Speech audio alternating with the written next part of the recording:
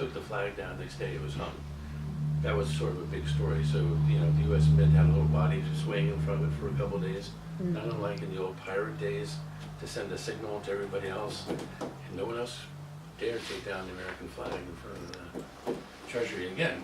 So I just thought you guys should know that story. And then in terms of those dollars that got moved back north, there's one little story which I'll make quick, but I love treasure stories of any kind.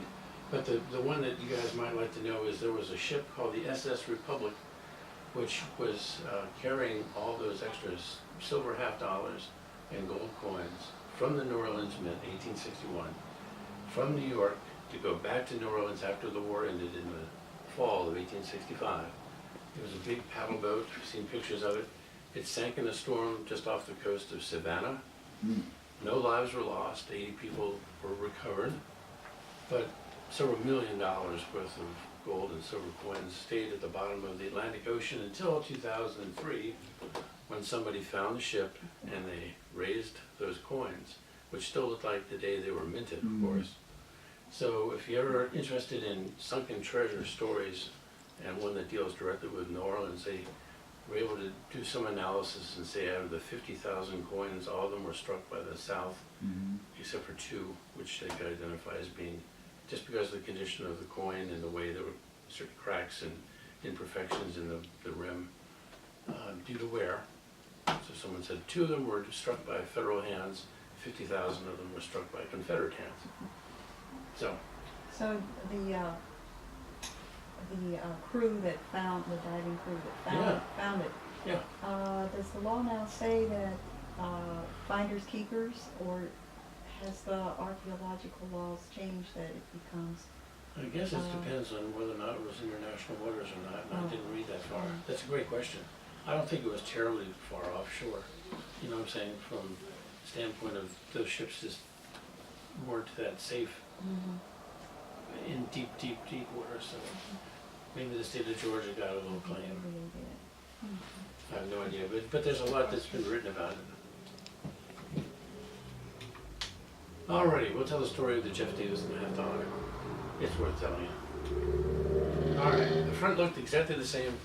They used the same dye, and yet they designed this thing that had some cotton, some wheat, and the Liberty cap, which is, of course, both Roman and French, in the French Revolution.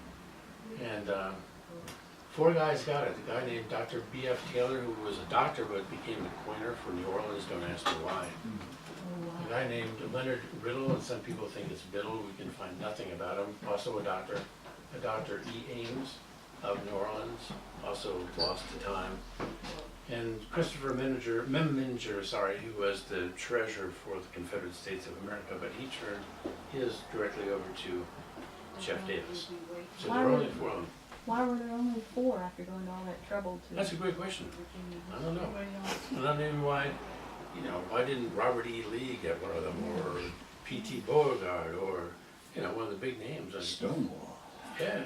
So 3 doctors and Jeff Davis got one of these. Were they commemorative coins, maybe? Or? No, they were just to prove that the Confederate States of America could print its own money, and became a talisman for those guys. But Jeff Davis kept his close to him at all times, I'm told. The irony is that when the Statue of Freedom on top of the Capitol was designed, Jeff Davis was the Secretary of War at that, still in the United States. Really? And he made he insisted that the Freedom Cap come off that statue, and it was replaced with an eagle, because he felt the Freedom Cap, which is right there, was an insult to the South. So that's a big story in Washington Capitol, U.S. Capitol, his lore. But it is a true story. Well, it's interesting then that they would commemorate the South and leave the cap on. I know, and I just, Consistent, isn't it? I just learned what a cap looked like Mm. recently, Well, it's because on- it's all over the Library of Congress, but Right, that was the right. cap that originally was on that statue. It's part of the West Virginia seal. Ah, Liberty yeah, Flag. yeah. And Sure. What I don't know anything about. I thought that, well, maybe I'm thinking of the wrong statue. I thought the figure on top of the Capitol, Yes. I thought was a Native American. Well, people think that because from the ground you can see the feathers of the eagle. Yeah. But there is the plaster model inside the Capitol, and you can see it's clearly an eagle and not a Native American. Whoa. Mhm. Oh, neat. Wow. All right. Well, I did some real digging and I found a northern design for the Confederate half dollar that was poking big fun at the South, and it was published in Harper's Weekly in summer of 1861. So, are you ready? Drum roll, please. All right. Across the top it says centrifugal states of North America. Centrifugal. Yep. Centrifugal. I mean, everything's flying apart thanks to you guys. And instead of out of many one, it's out of one many. Yeah, yeah. And then going back to my comment that the South reneged on $200 million worth of debt, it says, "Oh, ever, pay never," and it shows a Confederate plantation owner pointing a gun at a northern banker who's trying to collect his money. And the altar of the Confederacy is supported by two things: a bale of cotton on the left and a slave on the right. So that's what the North thought of the South's attempt to produce money in 1861. I thought that was one hell of an interesting drawing.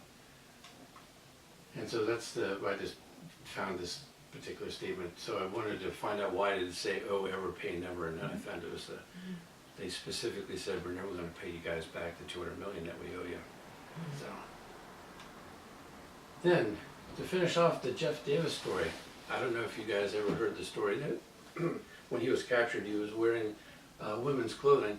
That is probably true, and a lot of political cartoons came out showing the man dressed in a dress.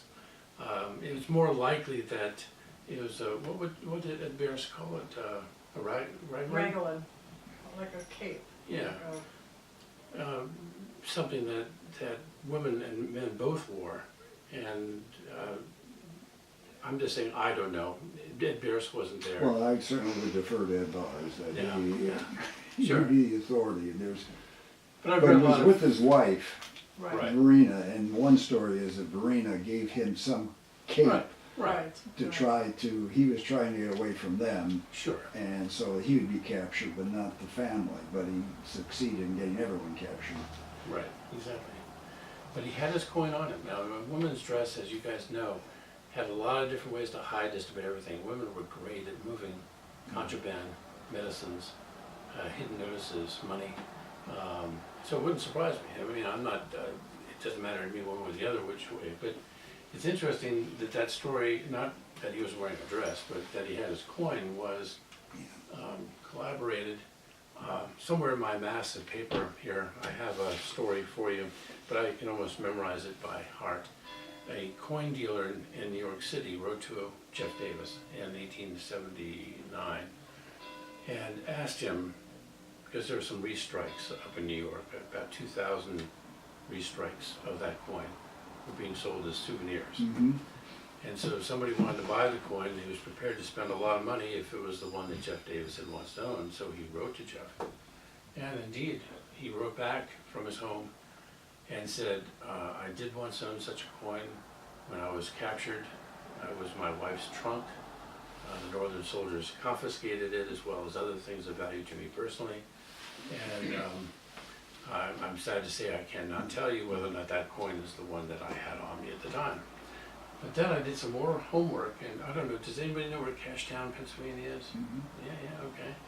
It's to the west of Gettysburg, and it's well known because it's where John and Bowdoin began the wagon train of woe, all the 17 miles of wounded men that left Gettysburg on the south from Cashtown.